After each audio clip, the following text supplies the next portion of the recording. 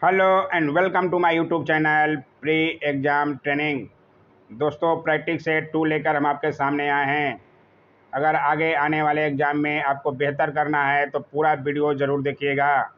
सभी के लिए ये वीडियो है। जीके के सवाल सभी तरह के एग्ज़ाम में पूछे जाते हैं। एक एक सवाल इम्पोर्टेंट है, सवाल वैसे ही जैसे एग्ज़ाम में पूछे जाते हैं, इसलिए पूरा वीडियो देखिएगा। अच्छा लगे तो लाइक ज़रूर किया कीजिए और जो लोग नए हैं चैनल को सब्सक्राइब कर सकते हैं। बहुत अच्छे क्वेश्चन कराए जाएंगे। आइए देखें आज का पहला सवाल। खासकर बीपीएससी वाले ज़रूर देखें ये वीडियो। मुख्यमंत्री कन्या सुरक्षा योजना के संदर्भ में निम्न में से कौन सा कथन सही नहीं है? नहीं है पे ज़्यादा ध्यान दीजिएगा। कौन सा कथन सही नहीं है? नहीं है जहाँ भी हो नहीं पे पहले टिक किया कीजिए कि गलती नहीं होगा, क्योंकि ऑप्शन एक पढ़ते ही आदमी जल्दी जल्दी ए ऑप्शन लगा देता है। लेकिन नहीं है पूछ रहा है। इसमें कन्या भ्रूण हत्या रोकना, कन्या के जन्म को प्रोत्साहित करना, बाल विवाह पर अंकुश लगाना या अंतरजातीय विवाह में लड़कियों को 50,000 की अनुदान राशि देना। इसमें से कौन सा नहीं है कन्या सुरक्षा योजना के संदर्भ में? इसमें से अंतरजातीय विवाह में लड़कियों को 50,000 की अनुदान राशि देना ये सम्मिलित नहीं है, बाकी सभी सम्मिलित हैं। कन्या भ्रूण हत्या रोकना, कन्या के जन्म को प्रोत्साहित करना, इसलिए आंसर जो है डी हुआ कि नहीं है पूछ रहा है। बाकी सब अगर पूछता है ई है तो बाकी सब तो सारे हैं इसमें सम्मिलित, तो ई ऑप्शन हो जाता। इस पर भी ध्यान रखिएगा, सवाल ऐसे ही बीपीएससी में ज़्यादा पूछे जाते हैं। मुख्यमंत्री कन्या उत्थान योजना के अंतर्गत मुख्यमंत्री कन्या सुरक्षा योजना है, जिसका उद्देश्य है लिंगानुपात में वृद्धि लाना, 2 वर्ष की बालिकाओं को संपूर्ण टीकाकरण, बालिका शिक्षा को बढ़ावा देना, बालिका मृत्यु दर को कम करना, कन्या भ्रूण हत्या रोकना, कन्या के जन्म को प्रोत्साहित करना और बाल विवाह पर अंकुश लगाना। पूरी बातों को समझते हुए नोट कर लीजिएगा। सवाल इस तरह के ज़्यादा पूछे जाते हैं। आइए देखें अगला सवाल। हीरा है, हीरा क्या है? रत्न सेल है, शुद्ध कार्बन है, शुद्ध बोरॉन है या लहसुनिया है यानी कि कैट्स आई है? हीरा एक शुद्ध कार्बन है। ज़रूर ध्यान रखिएगा, बहुत इजी और बहुत अच्छा सा सवाल है। आइए डिटेल में भी दिखा दें। हीरा यानी कि डायमंड कार्बन का एक अपर रूप है। यह ताप एवं विद्युत का कुचालक होता है। बार बार सवाल बनता है। यह दुनिया का सबसे कठोर पदार्थ है। यह किसी भी द्रव में नहीं घुलता है। इस पर अम्ल क्षार आदि का कोई प्रभाव नहीं पड़ता है। शुद्ध हीरा पारदर्शक एवं रंगहीन होता है। सब लोग टीवी में तो देखे ही होंगे। अच्छा लगे दोस्तों लाइक शेयर कमेंट और चैनल को सब्सक्राइब जरूर कीजिएगा। आइए देखें अगला सवाल। यूरिया क्या है? जैव उर्वरक है या अजैव उर्वरक है या कंपोस्ट उर्वरक है या फास्फेट उर्वरक है? यूरिया एक अजैव उर्वरक है। ज़रूर ध्यान रखिएगा, बहुत अच्छे सवाल है ये भी। यूरिया एक अजैव उर्वरक है जिसमें मुख्यतः नाइट्रोजन तत्व 46% की मात्रा में पाई जाती है। ज़रूर ध्यान रखिएगा, इसमें नाइट्रोजन होता है ज़्यादा, सबसे ज़्यादा 46%। आइए देखें अगला सवाल। बहुत अच्छा सवाल आ गया। माई अनफॉरगेटेबल मेमोरीज किसकी आत्मकथा है? बहुत अच्छा सवाल है। मायावती, प्रतिभा पाटिल, ममता बनर्जी या सुषमा स्वराज में से माई अनफॉरगेटेबल मेमोरी जो है ममता बनर्जी जी का है। पश्चिम बंगाल की मुख्यमंत्री दोबारा बनी हैं, ये फिर से चुनाव में जीती हैं, इसलिए इनका नाम जरूर ध्यान रखिएगा, सवाल बन सकता है। बहुत अच्छा सवाल है। ये जो है ममता बनर्जी की आत्मकथा है, जिसका बंगाली भाषा से अंग्रेजी में अनुवाद नंदिनी सेन गुप्ता द्वारा किया गया है। ये भी जरूर ध्यान रखिएगा। आइए देखें अगला सवाल। निम्न में से कौन सी नदी दक्षिण से उत्तर की ओर बहती है? बहुत बार यह सवाल बन चुका है और बहुत ही अच्छा सवाल है। दक्षिण से उत्तर की ओर जाकर बहने वाली निम्न नदियों कृष्णा, कावेरी, सोन और गोदावरी में से सोन नदी बिहार की सोन नदी सबको पता होगा, गंगा में आकर मिलती है। कहाँ मिलती है? बहुत बार बताया गया है, दानापुर के पास आकर मिलती है। ये सोन नदी जो है दक्षिण से उत्तर की ओर बहती है। जरूर ध्यान रखिएगा। कहाँ से निकलती है सोन नदी? अमरकंटक की पहाड़ी से। इसकी कुल लंबाई 780 किलोमीटर है। इसे भी ध्यान रखते हुए चलेंगे। बहुत बार बताया गया है और अभी भी बता रहे हैं नए नए जो लोग भी एएओ का एग्जाम की तैयारी कर रहे हैं। कलिंग युद्ध के बाद निम्न में से किसने महाराज अशोक के रूपांतर को दर्ज किया? किसके द्वारा पता चला कि अशोक का जो है हृदय परिवर्तन हो गया है कलिंग युद्ध के बाद? इसमें से raw edit second, raw edit fourth या रॉक एडिट सिक्स या रॉक एडिट 13वें में? सबको पता होगा 13वें शिलालेख में कलिंग युद्ध की पूरी जानकारी है, इसलिए ध्यान रखिएगा। अशोक के 13वें शिलालेख में कलिंग युद्ध एवं अशोक के हृदय परिवर्तन का वर्णन किया गया है। बहुत बार सवाल बना है, इसे जरूर ध्यान रखिएगा। आइए देखें अगला सवाल। बहुत अच्छा सवाल आ गया ये भी। धुआं कुंड जलप्रपात बिहार के किस जिले में स्थित है? नवादा, बेगूसराय, पूर्णिया और रोहतास में से धुआं कुंड जलप्रपात। ककोलत जलप्रपात का बहुत बार बताया कि ये पूछा जा सकता है, ऑडिटर एग्जाम में पूछ ही लिया था। यह धुआं कुंड जलप्रपात है जो बिहार के रोहतास जिले में स्थित है। इसे भी जरूर ध्यान रखिएगा। बहुत अच्छा ये भी सवाल है। आइए देखें अगला सवाल। किसने पटना को अजीमाबाद नाम दिया था? पटना का नाम अजीमाबाद भी था, ये नाम किसने दिया था?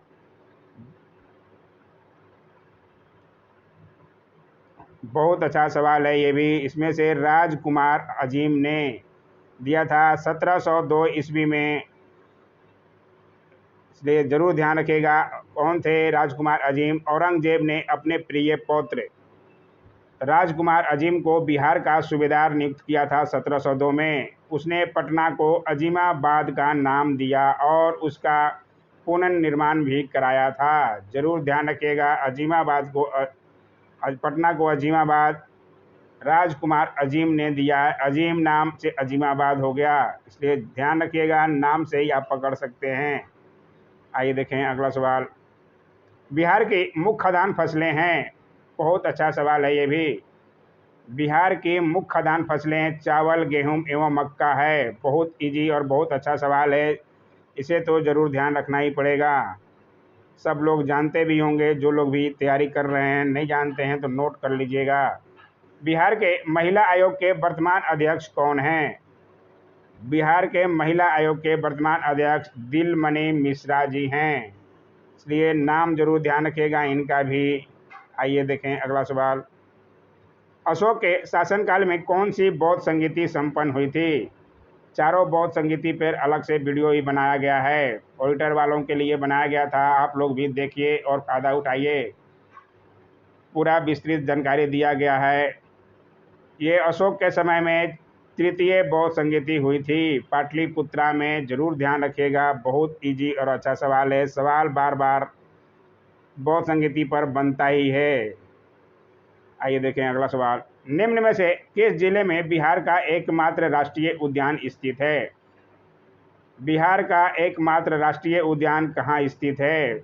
बहुत बार सवाल बना है ये। एक अकलौता है बिहार में राष्ट्रीय उद्यान, वो भी जो है पश्चिमी चंपारण में है, वाल्मीकि राष्ट्रीय उद्यान। ऑडिटर एग्जाम में भी पूछा था और 66 बीपीएससी में भी पूछा था, इसलिए नाम आप लोग भी ध्यान रखिएगा जो लोग नए तैयारी कर रहे हैं आगे आने वाले एग्जाम की। इसकी स्थापना 1989 में हुई थी, ये भी ध्यान रखिएगा। वाल्मीकि राष्ट्रीय उद्यान बिहार का एकमात्र राष्ट्रीय उद्यान है। आइए देखें अगला सवाल। प्राचीन महाजनपद मगध की प्रथम राजधानी कौन सी थी?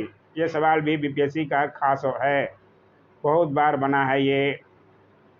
पाटलिपुत्र, वैशाली, चंपा और अंग में से प्राचीन महाजनपद मगध की राजधानी इसमें से नहीं दिया है, इसलिए ऑप्शन ई है, क्योंकि राजगृह और गिरिब्रज था। नाम जरूर ध्यान रखिएगा, इसलिए कंफ्यूजन होता है इसमें। पाटलिपुत्र आप मार के आ जाते हैं बहुत लगे, लेकिन जिनको पता होगा जरूर सही मारेंगे। ई ऑप्शन बीपीएससी का खास ऑप्शन है। राजगृह और गिरिब्रज, राजगिरी को भी गिरिब्रज कहा जाता था, इसलिए नाम ध्यान रखिएगा आप दोनों का। ये देखें अगला सवाल।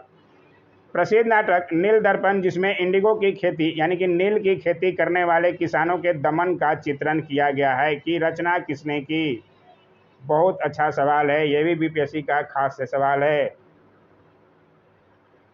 रविन्द्रनाथ टैगोर, शरद चंद्र चटर्जी, बरिंद घोष या दीनबंधु मित्र में से? रविन्द्रनाथ टैगोर का तो पतंजलि गीतांजलि। दीनबंधु मित्र, नील दर्पण के लेखक दीनबंधु मित्र हैं, इसलिए ध्यान रखिएगा, इनका सवाल बार बार बनता है। नाम जरूर ध्यान रखिएगा जिसमें नील की खेती के बारे में दिया गया है।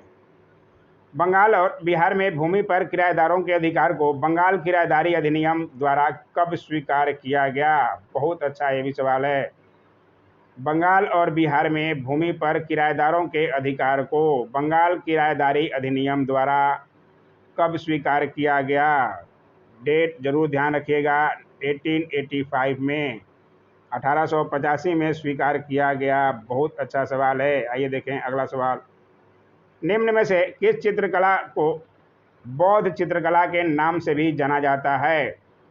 पटना कलम शैली, मधुबनी चित्रकला, ढाका चित्रकला या मंजूषा चित्रकला में से किस चित्रकला को बौद्ध चित्रकला के नाम से जाना जाता है? चित्रकला पर बीपीएससी के मेंस में खास पढ़ना ही पड़ेगा, आपको सारे का डिटेल पढ़ना ही पड़ेगा। जो लोग मेंस की तैयारी पहले करते हैं वो सब ये आंसर भी बता देंगे। इसमें से बौद्ध चित्रकला जो है को ढाका चित्रकला को बौद्ध चित्रकला के नाम से जाना जाता है। जरूर ध्यान रखिएगा, आंसर जो है ढाका चित्रकला। आइए देखें अगला सवाल। बिहार में पंचायती राज को कब कानूनी दर्जा प्राप्त हुआ? बहुत अच्छा सवाल है। इस तरह के सवाल कुछ ज़्यादा ही बने थे ऑडिटर के एग्ज़ामों में, ऐसे भी बीपीएससी के एग्ज़ामों में बनता ही है, इसलिए जानना जरूरी है। पहला पंचायती राज सबसे पहले जो राजस्थान, नागौर के राजस्थान में हुआ था, और बिहार में कब चालू हुआ?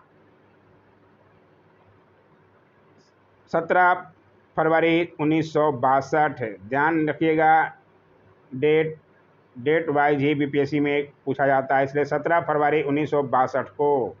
आइए देखें अगला सवाल। ओजोन में होती है, ओजोन में कौन सी गैस होती है? ओजोन का O3 होता है, फार्मूला सभी जानते होंगे। इसलिए ओजोन में जो है केवल ऑक्सीजन गैस होती है। O3 3 अणु ऑक्सीजन के होते हैं, इसलिए सिर्फ ऑक्सीजन होती है। जरूर ध्यान रखिएगा, ये देखिए लिखा भी गया है। जो लोग टेलीग्राम ज्वाइन किए हैं उनको मिल जाता है फ्री का PDF। उपास्थि तथा हड्डियों के निर्माण और संपोषण में आवश्यक तत्व होता है। मैग्नीशियम, कैल्शियम, जिंक और सिलिकॉन में से? ये सवाल तो शायद सब लोग जानते होंगे, सब लोग दौड़ने खेलने वाले हैं। हड्डियों के मजबूत के लिए क्या खाना चाहिए?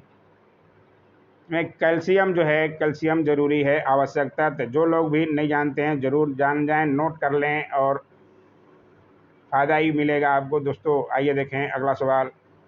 बारूद मिश्रण होता है, बारूद किसका मिश्रण होता है? बारूद और TNT का, TNT और चारकोल का, नाइटर सल्फर और चारकोल का, या सल्फर बालू और चारकोल का?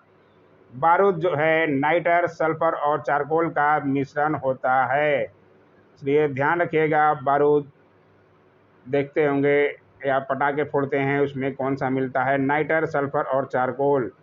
आइए देखें आज का आखिरी सवाल, बहुत अच्छा सवाल आ गया। भोपाल गैस त्रासदी किस गैस के कारण घटी थी? भोपाल गैस घटना 1984 में घटा था भोपाल में, मध्य प्रदेश के भोपाल में। इसमें से कौन सी गैस के कारण हुई थी? ये मिथाइल आइसोसाइनाइड गैस के कारण हुई थी। ध्यान रखिएगा, बहुत अच्छा सवाल है ये, मिथाइल आइसोसाइनाइड। भोपाल में गैस त्रासदी 1984 को एक भयानक औद्योगिक दुर्घटना हुई थी। भोपाल गैस कांड में मिथाइल आइसोसाइनाइड MIC नामक जहरीली गैस का रिसाव हुआ था, जिसका उपयोग कीटनाशक बनाने के लिए किया जाता है। ज़रूर ध्यान रखिएगा। आज का वीडियो इतना ही, कैसा लगा ज़रूर बताइएगा। Don't forget to like, share, comment and subscribe my YouTube channel. Thanks for watching my YouTube channel.